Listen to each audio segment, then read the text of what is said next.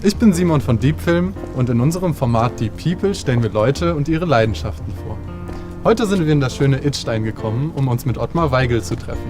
Er organisiert schon seit Jahrzehnten symbolträchtige Staffelläufe. Man könnte sagen, er ist damit ein Botschafter des Friedens. Ich bin gespannt, was er zu erzählen hat. So, dann hoffen wir mal, dass er zu Hause ist. Seid ihr schon aufgeregt, Jungs? Hallo Ottmar. Hallo, guten Morgen. Guten Morgen, wie geht's? Grüße euch. Reine Herren an einem schönen Oktobertag hereinspaziert. Wunderbar. Setzen wir uns Ja, bitte nehmt Platz. Dankeschön. Nehmen wir kurz Platz und dann Gerne. können wir loslegen. Super. Ja. Dann würde ich sagen, legen wir auch einfach direkt mal los. Wer bist du denn überhaupt? Wie alt bist du? Was hast du bisher so gemacht? Ich sag mal Namen bekannt. Ottmar Weigel und geboren in Wiesbaden, Massenheim lebend, aber dann den Beruf eines Maurers erlernt, hat das Handwerk mit einer guten Basis, um anschließend dann die Bauschule in Frankfurt zu besuchen und dann das Bauingenieur abzuschließen. Dann hast du ja noch eine andere große Leidenschaft, und zwar das Organisieren von Läufen. Was machst du denn dann überhaupt konkret? Was bedeutet das zu organisieren, solche Staffeln? Ja, ich habe mich am Anfang an immer etwas gewundert, dass Städte sich schwer tun, eine Partnerschaft einzugehen mit dem Nachbarn. Und da habe ich gedacht, man kann das belebend mitgestalten, indem man Sportler, Freunde, Läufer einfach nimmt und sagt, wir laufen dahin. Wir besuchen die Partnerschaft zu Fuß. Es ist ja nach meiner Meinung nicht so erfolgreich in einer Städtepartnerschaft, wenn der Herr Oberbürgermeister hinfliegt und zurückfliegt, eine Gruppe dorthin läuft, dann bleibt doch viel mehr hängen. Schon die letzten Jahre hat mehrfach unsere Bundeskanzlerin geschrieben, das ist eine gute Idee und mein Motto, vor 2 Jahren zum Beispiel, viele reden von Europa, wir wollen laufend daran arbeiten. Das hat ihr gefallen, das hat sie in dem Grußwort eingearbeitet und das konnte ich vorführen, konnte ich es vorzeigen. Wow. Tolle Sache, ja. Und wie lang sind dann die Läufe so ungefähr? Also sind ja auch nicht immer nur in Deutschland, sondern gehen ja auch ins Ausland, oder? Ja, sie haben ja ziemlich viel in Europa erlaufen. Ich habe ja 30 Staffelläufe jetzt hinter mir. Der längste ging bis in die Türkei, nach Chile, waren es 3700. Das waren dann 25 Lauftage. Wie schafft man das denn überhaupt, so Riesenstrecken zu überwinden? Durch das Wechselsystem tut sich ja in dem Sinn keiner weh. Das heißt also, ich setze erstmal die Läufer in einen PKW und wenn ich 4 in einem Auto habe, sind alle 4 aktiv. Da läuft der erste, dann der zweite, dann der dritte und das zweite Auto der Sportgruppe fährt an einen bestimmten Punkt, markiert diesen Punkt. Und das ist der Endpunkt der ersten Gruppe. Sie läuft auf dieses Ziel zu, auf dieses Ortsschild am Ortseingang irgendeines Dorfes. Und wie gesagt, die zweite Gruppe markiert, sie machen dann unabhängig, zeitverschoben sofort ihre Kilometer. Und sind dann selbst wieder an einem Punkt irgendwann, wo sie aufhören, wo die dritten nächste schon markiert Schritte haben. Gut, dann ich sehe, du hast dich schon in deine Sportklamotten geschmissen. Dann würde ich das jetzt auch mal kurz tun. Und dann würde ich sagen, können wir jetzt mal rausgehen und einfach mal eine Runde laufen, oder? Was sagst du? Mach ich gerne, ja. Ich fühle mich richtig läuferisch. Bisschen aufgeregt. Ich glaube, der Ottmar wird mich ganz schön abziehen wahrscheinlich. Aber mit 13 Jahren war ich Stadtmeister in Würselen im 5-Kilometer-Lauf unter 20 Minuten. Deshalb gehe ich recht zuversichtlich in die ganze Sache rein.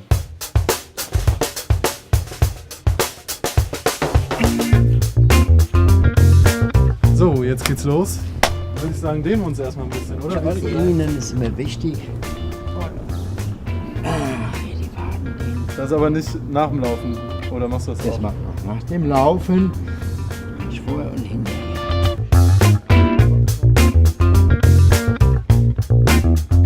Gehen wir mal auf meine Laufstrecke, ja? Ab geht's.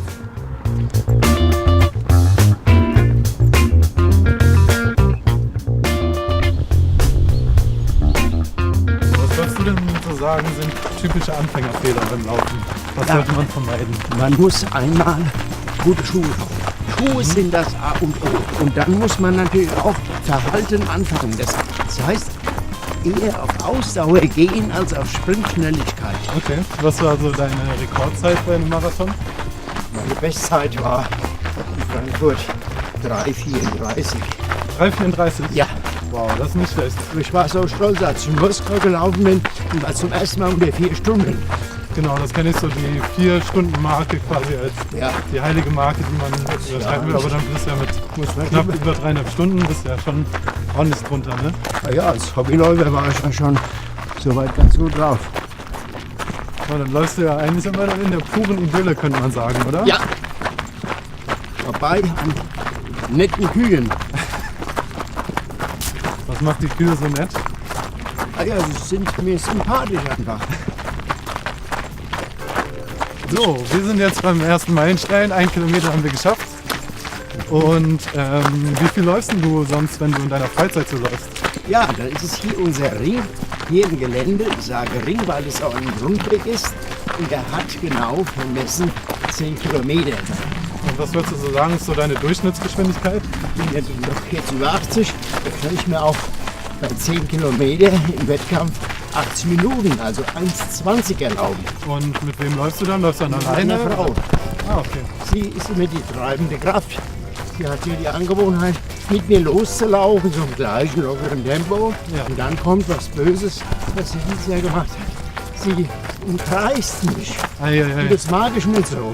Das kann ich verstehen. Und warum läufst du denn überhaupt? Also kriegst du dadurch den Kopf frei? Genau. Kommst du da in eine andere Bewusstseinslage, sag Ich fühle mich einfach frei in der Natur, bei Wind und Wetter durch die Natur zu laufen. Solche Freiheit, die ich genießen will. Und baue Stress ab. Von mir aus war's das.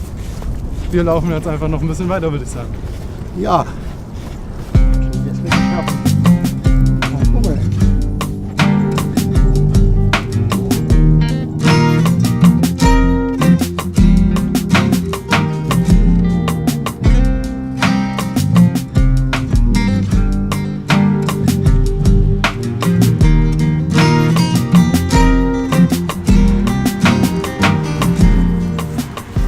So, dann bleiben wir mal stehen kurz. Warte mal, was hat es denn überhaupt dazu gebracht, diese Staffelläufe zu organisieren? Womit hat das überhaupt alles angefangen? Ja, ich lese auch gerne Presse.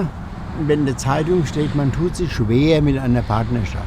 Da denke ich, da muss man etwas mit anschieben helfen. Es gilt ja, Freundschaften zu finden, auch mit Nachbarstädten, Nachbarländern im übertragenen Sinne. Denn wenn ich meine Karte anschaue von Europa, gibt es einiges zu tun. Und wir liegen in Zentraleuropa, wir haben die meisten Nachbarn und man muss sich engagieren. Und dann war es soweit und meine Mannschaft vom TuS Wassenheim ist mit 12 Personen gestartet und wir sind mit der Verlobungsurkunde der Stadt Hochheim am Main nach Le Pontet bei Avignon gelaufen. Und somit läuft heute noch Le Pontet und Hochheim hin und her, alle 5 oder 7 Jahre. Und ähnlich ist es ja auch in Naurod. Und darum geht es ja doch. Partnerschaften sollen nicht einschlafen, sie sollen lebendig bleiben.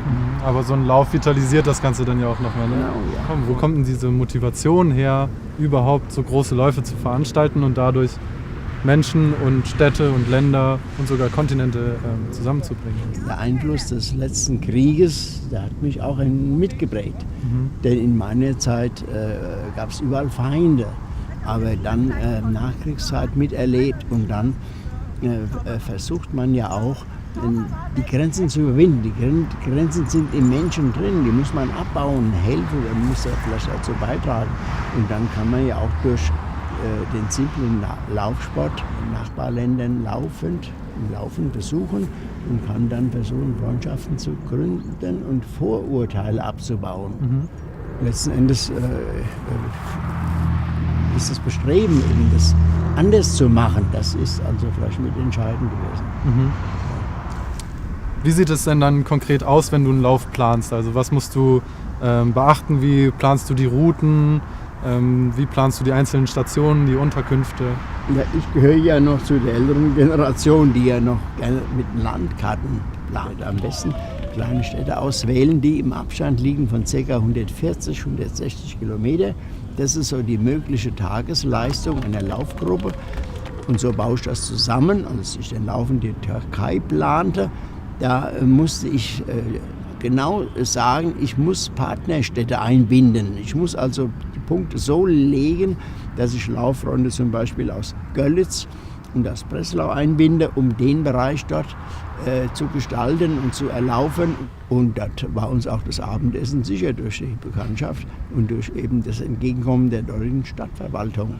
Also dadurch, dass man dann die Partnerstädte, sage ich mal, abklappert, verzahnt, bekommt man automatisch die Leute, weil die auch ihre Partnerstädte verbinden und es bringt die verschiedenen Partnerstädte unter sich ja auch nochmal zusammen und die Leute ja auch. Ne? Das muss man auch sagen, die Türken haben mir einen Brief geschrieben. Sie haben mir geschrieben, wir empfangen deine Staffel mit 4 Augen. Wir empfangen eure Mannschaft mit überzeugender Herzlichkeit, mit größter Gastfreundschaft. Und dann auch, was mir vorher nicht bekannt war, dass wir im frühen Morgengrauen über die Bosporusbrücke praktisch von Europa nach Asien laufen dürfen. Das war also schon ein tolles Ereignis für uns als Laufgruppe, dass man in der Raschau, also vor der Raschau besser gesagt, den Verkehr staut und wir über die Europabrücke nach Asien laufen. Und dieses Jahr schon ein Staffellauf? Ja, wir haben ja dieses Jahr den Berlinlauf gemacht für Wiesbaden, für die Partnerschaft Wiesbaden-Berlin-Friedrichshain-Kreuzberg. Jetzt zum Tag der Deutschen Einheit Berlin am 3.10. Da habe ich auch gesagt, wir laufen ohne Grenzen durch unser schönes Land. Wiesbaden und Berlin, sie reichen sich die Hand, also das war doch schon das Verbindende. Und 654 Kilometer nach meiner Tabelle. Und jeder hat was Besonderes erlebt. Das heißt, die Kultur mitnehmen, das ist das Entscheidende. Dass es nicht eine Busreise ist, die zügig abgewickelt wird, sondern ein Lauf durch Land und Leute, also mit viel Inhalt. Und wie schön es wirklich auf dem Berlinlauf war, kann euch unser Außenreporter Felix erzählen. Ich bin tatsächlich gerade auf diesem Staffellauf nach Berlin. Läuft bei mir.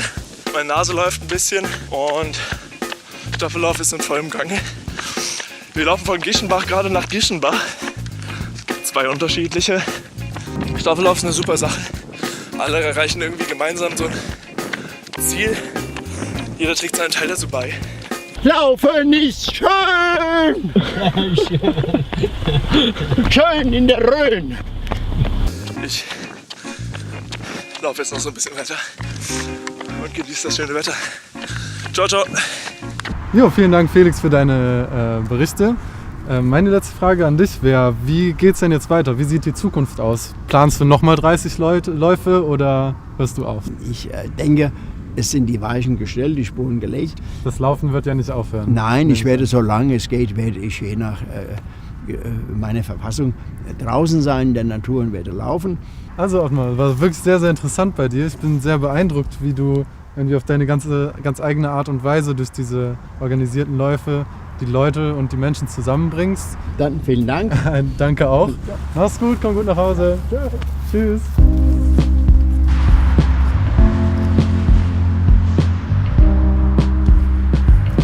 Oh, echt beeindruckend. Der Ottmar ist halt echt ein Macher, der packt die Sachen einfach an.